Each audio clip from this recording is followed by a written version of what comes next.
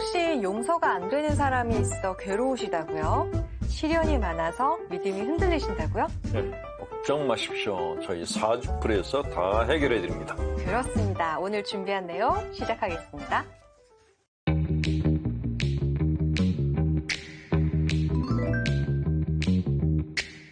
네, 치유와 처방 그 두 번째 시간입니다. 오늘도 우리 빨강이, 노랑이, 초록이가 함께하고 있는데요.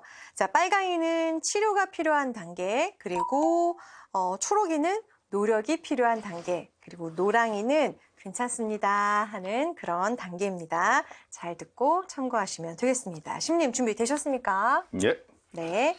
자, 사연 한번 만나볼게요. 저는 혼자 있으면 외로움이 올라옵니다. 마음속 깊은 곳에서 외로움이 치솟아 올라오고 너무 슬프기도 합니다. 어떻게 하면 이런 감정을 없앨 수가 있을까요? 라고 보내셨어요. 혼자 있으면 외롭지 않나요? 외롭죠. 같이 있어도 외로워요, 신부님. 거기까지는 안 물어봤는데. 또 누구 얘기를 하시려고? 가끔 그렇다. 네. 외로움에 대한 상담을 청하셨는데, 신부들도 저희는 혼자 산 지가 오래됐는데도, 외로움을 타요. 특히 젊은 신부들 같은 경우는 네. 더 힘들어요. 그렇죠. 어떤 그나마 주임하고 보좌, 스님들이 있는 본당의 신부들은 좀 괜찮은데, 이게 갔는데 아무도 없고 나 혼자만 있는 그런 본당들이 있어요. 그럼 너무 외로울 것 같아요. 그러니까. 네. 그래서 그런 본당에 있는 신부님들은 외출할 때 네. 방에 불을 켜놓고 나간대요. 돌아오는데 사정안에 불 꺼진 방을 보면은 그렇게 외롭다는 거예요. 신부들도 외로움을 갖고 살죠. 신부님, 근데 인간은 누구나 다 외로운 거 아닌가요? 그렇죠. 네. 예수님도 외로움을 타셨고, 예. 근데 이런 외로움을 어떻게 하면 이런 감정 없앨 수 있을까 물어보셨는데, 없애는 방법은 여러 가지가 있어요. 일단 가장 어려운 방법부터 알려드릴게요. 어려운 방법? 네. 먼저 이분은 어느 단계인지 알려주세요. 이분? 네, 이분. 글쎄. 괜찮다? 그냥. 노력해라? 네. 2개? 2개. 괜찮기도 하고. 네. 그래요. 2개가. 심각한 건 아니에요. 왜냐하면 누구나 다 외로움을 타기 때문에. 네. 근데 방법을 일단은 가장 어려운 것부터 말씀드리면은, 인간은 섬이라고 보통 얘기해요. 혼자 있는 섬. 그렇죠. 그러니까 시인들이 보통 섬을 보고서 외로운 섬이라고 표현하잖아요. 근데 섬이 정말 외롭게 떨어져 있는 걸까요? 그 밑에는 다 연결돼 있어요. 네. 그러니까 바닷물이 다 빠지면은 섬이라는 것은 산 꼭대기의 일부분이 드러난 거란 말이죠. 네네. 근데 이거를 깊은 명상을 하게 되면은 바다 밑이 보이고 모든 인간들이 하나구나 하는 거를 깨닫는다 그래요. 그걸 통합 체험이라고 보통 얘기를 하는데, 근데 이런 방법은 정말 영성 생활을 깊이 하는 분들만이 느낀다는 거죠. 네. 근데 이거를 체험한 사람들은 외로움이 없대요. 모든 이가 나와 하나라는 느낌이 있기 때문에. 명상을 통한 통합 체험을 한 사람들. 네. 근데 이런 깨달음 없는 사람들은 극히 드문 소수이고, 이런 방법이 있다는 건 말씀을 드릴 뿐이고, 두 번째로 손쉽게 할 수 있는 거는, 자, 섬과 섬에 따로따로 사는 사람들끼리 교류를 하려면은 뭐를 만들면 될까요? 다리. 그렇죠. 다리 놓기. 친구를 많이 만들어요. 친구 관계라는 게 다리 놓기 하는 거예요. 네. 브릿지를 놔서 서로 교류를 하는 거죠.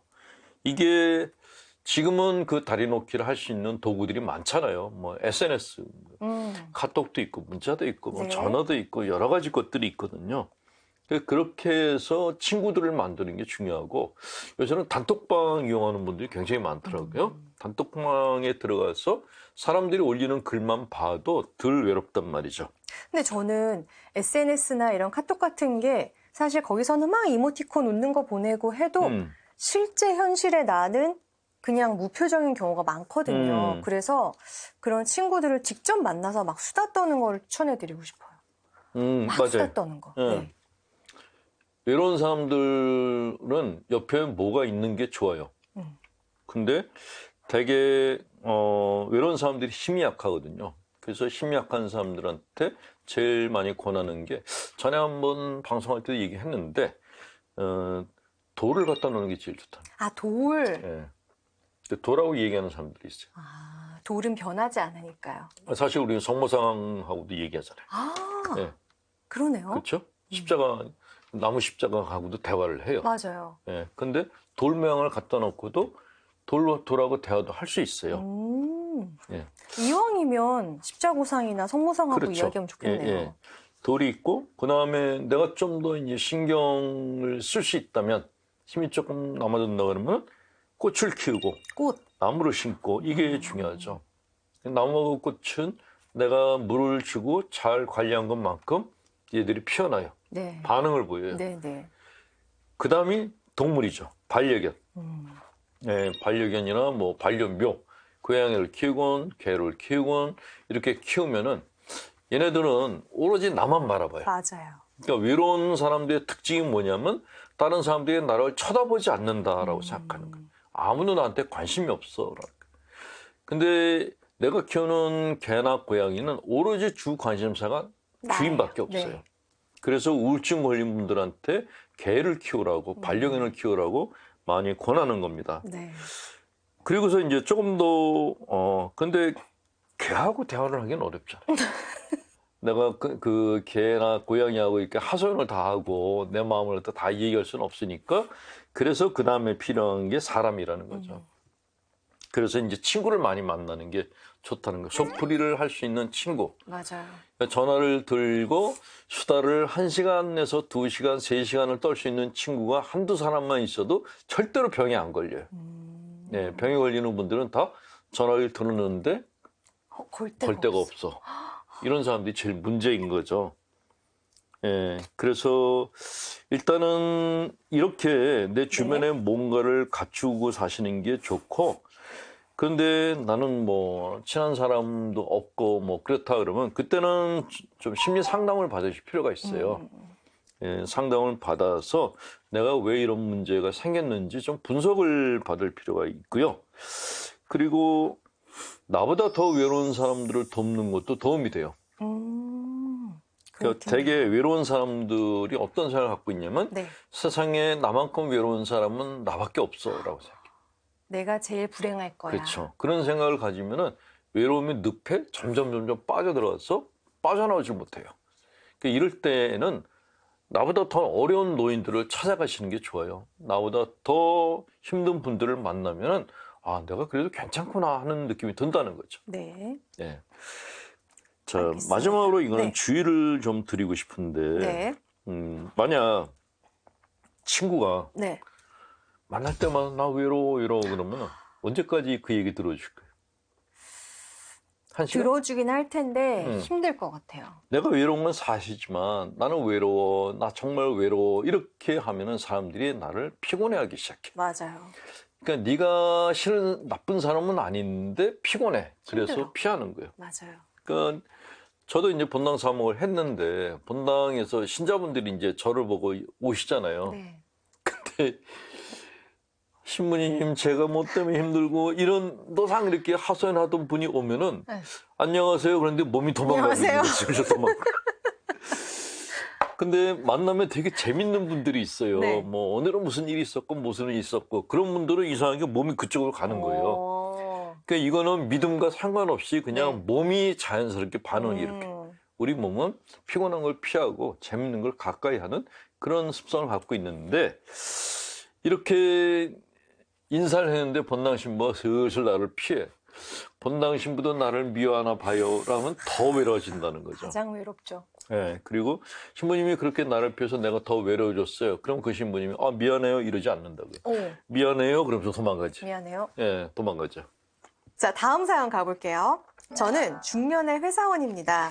집안에서 별일 없이 잘 자랐고 결혼도 부모님이 원하는 대로 따랐습니다. 부모님은 제게 늘 세상을 살려면 이러이러해야 한다. 이런 식의 말씀을 해주셨고 저는 그런 부모님의 말씀을 거역하지 않았습니다.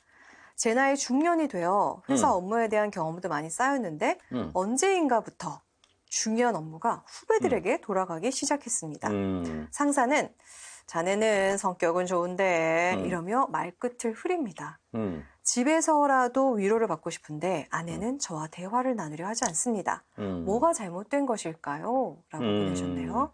잘못된 게 모르는 거는 심각한 거예요. 네, 심각한 치료가 거죠. 필요한가요? 네, 본인이 본인 문제를 알면은 네. 괜찮아요. 근데 본인이 본인 문제를 몰라. 몰라. 그리고 나는 문제가 없는데 왜 아내가 나하고 대화를 나누지 않지? 이건 아내의 문제인가? 나는 성격이 좋은데 왜 회사에서 업무를 후배들한테 시키지? 회사가 문제인가? 그러면은 내 문제가 아니고 저 사람들 문제야. 그러면 치료가 필요하네요. 빨간 아이. 네, 네. 치료가 필요하죠. 네. 자, 부모님들은 네. 자식이 착하길 바래요. 그렇죠. 부모한테 순종적이고. 착한 아이. 근데 만약에 딸이 있는데 네. 남자친구를 데리고 왔는데 네. 딱 이런 친구를 데려왔어요. 그럼 어떨까요? 사윗감으로. 사윗감으로 속 터지죠. 그러니까 싫죠. 그거예요. 속 터져요. 그렇죠. 네. 그러니까 이분의 문제는 뭐냐면 네. 성격이 본인은 좋다고 생각하는데 사실은 다른 사람들의 속을 터지게 만들고 있는 거예요. 이게 이분의 문제인 거예요. 근데 그거를 모르고 나는 이렇게 사람들한테 잘하고 착하고 그런데 왜 나하고 대화를 안 하려고 그러지? 왜 아내가 나하고 대화를 나누려 하지 않을까? 답은 속 터져요. 속 터져서. 얘기하면은 뭔가 속이 터져. 답답한 거죠. 그렇죠. 네네. 이렇게 이게 참 문제인데 네, 어떻게 해야 돼요? 한국 사회에서는 이제 오래된 그 이렇게 유교적 관념이 부모에게 효도하고 나라에 충성하고 이런 관념을 가르쳤어요. 근데 이게 얼핏 들으면 좋은 것 같은데 실제는 좋지 않아요. 실제는 그렇지 않아요. 아이들이 건강하게 자라려면은 부모님께 반항도 해야 되고 응석도 부려야 되고 자기 의견도 얘기해야 돼요. 네. 국가에 대해서도 아닌 건 아니다라고 얘기를 하고 시위도 하고 비판도 하고 그래야 돼요. 그래야지 건강해지는 건데 네. 그냥 집안에서 별일 없이 잘 자랐다 그랬어요. 네. 별일이 없다는 것 자체가 문제인 거예요. 별일이 있어야 돼요. 너무 순종적으로 살았던 그렇죠. 거군요. 그냥 부모님 속상하게 하지 않으려고 집 밖을 나간 적이 없다는 거. 집돌이. 진짜 싫은 그렇죠. 집돌이. 그렇죠. 삼식이. 집돌이. 예. 딱 집에서만 있어. 나는 가정적이야라고 얘기해. 근데 모든 주부들이 제일 싫어하는 게 가정적인 남자예요. 네. 집에서 나는 당신이 해주는 밥이 너무 맛있어서 세 끼를 다 먹고 싶어. 그게 부인하고 이혼할 수 있는 그런 동기가 된다는 거죠. 너무 소름 끼쳐요. 그렇죠. 그러니까 집안에서 별일 없이 자랐다라는 거는 어떻게 보면 부모님이 이렇게 표현하면 맞을까 모르겠는데 부모님이 아이들을 키우는 게 두 가지 방식이 있어요. 하나는 양육이에요. 하나는 사육이에요. 애를 키웠냐, 개를 키웠냐예요. 근데 부모님 중에 애들을 개로 키우는 분들이 있어요. 반려견으로. 착하게 만들어요. 말 잘 들어. 착하지 해서 착한 강아지를 만들어요. 그 부를 때도 그래요. 아유, 우리 강아지 그래요. 찔리죠? 둘째한테 그러거든요. 그러면 애들이 애완견이 되는 거예요. 그러니까 그 부모님 마음을 상하지 않게 하려고 착한 강아지 노릇을 해요. 근데 못된 강아지예요. 예? 못된 강아지로 왜요? 말 안 듣는 강아지. 그래서 100만 원 생기면은 내 신발만 사겠다 그랬구나. 예. 어쨌건 아이들은 사고를 쳐야 돼요. 개구장이 같이 자란 아이들이 가장 건강해요. 말도 안 듣고 자기 생각대로 해보기도 하고 그냥 미운 4살, 미운 7살 다 겪은 애들이 나중에 성숙해져요. 근데 그걸 안 하게 되면은 어떤 현상이 생기냐. 네. 어린아이 같은 감성들이 다 억압이 돼요. 그래서 애어른이 돼요. 애도 아니고 어른도 아닌 애가 돼요. 누가 뭐라 그러면은 그냥 시킨 대로 할게요. 그냥 시키는 대로 해요. 딱 이 사연이네요. 이 사연인 거예요. 근데 이런 성격대로 네. 결혼도 내가 원하는 여자하고 한 게 아니야. 부모님이 원하는 대로 따랐대. 그럼 애정도 별로 없었겠다. 그렇겠죠? 그죠? 네. 그러니까 부모님이 원해서 만난 여자니까 사랑이란 감정이 있을 리가 없고 그러면 아내 입장에서는 네. 어떨까요? 안 느껴지죠. 그렇죠. 네. 느낌이 없죠. 네, 느낌이. 느낌이 없죠. 네. 그러니까 부부라는 느낌도 없었을 거라고요. 그냥 부부 역할만 하고 있는 것 뿐이죠. 그리고 회사를 들어갔어. 큰 업무가 왔는데 큰 업무라는 거는 본인이 결정을 해야 되는 거예요. 네네. 이걸 계획을 짜고 밀어붙이고 후배들한테 일을 주고 그래야 되는데 못해요. 항상 부모님 말만 들었으니까. 위에서 가끔 그런 분들이 있어요. 위에서 시키는 거는 편한데 내가 뭘 하려고 하면 불편하다. 그런 분들이 되게 성격이 착한 분들의 특징이에요. 네. 그러니까 상사 입장에서는 뭘 일을 맡기고 싶은데 네. 성격은 좋은데 이 일을 해낼 수 있을까라는 의문이 당연히 든다는 거죠. 믿음이 안 생기는 그렇죠. 거군요. 그러니까 일을 줄 수가 없는 거예요.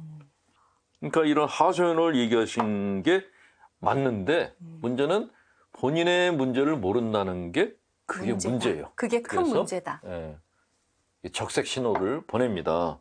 그럼 어떻게 해야 돼요? 일단은 자기 색깔을 좀 가지실 필요가 있는데 싫다라는 말을 좀 많이 하셨으면 좋겠어요. 아니요, 아니요. 싫어요라고. 싫어요. 네, 그거를 좀 훈련을 하셨으면 좋겠는 거예요. 예를 들어서 뭐 직장 상사가 큰 업무를 후배들한테 줬어.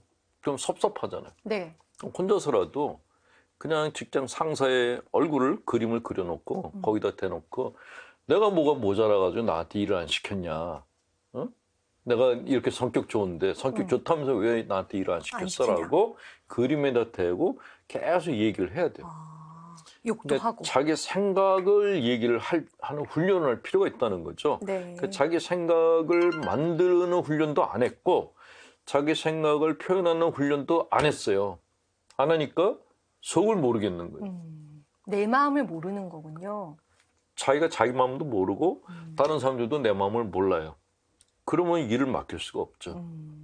아내하고 문제가 진짜 그 문제인데 네. 내가 빈말로 영혼 없는 대답을 갖다 계속 하게 되면 아내로부터 대화를 계속 거절당할 겁니다. 그래서 좀 자기 생각을 표현하고 자기 색깔을 키우는 훈련을 좀 하셨으면 좋겠다. 네. 그런 권유를 드리고 싶습니다. 네.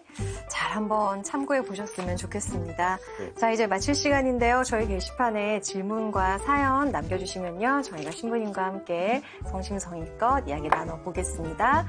다음 시간에 또 인사드리겠습니다. 고맙습니다.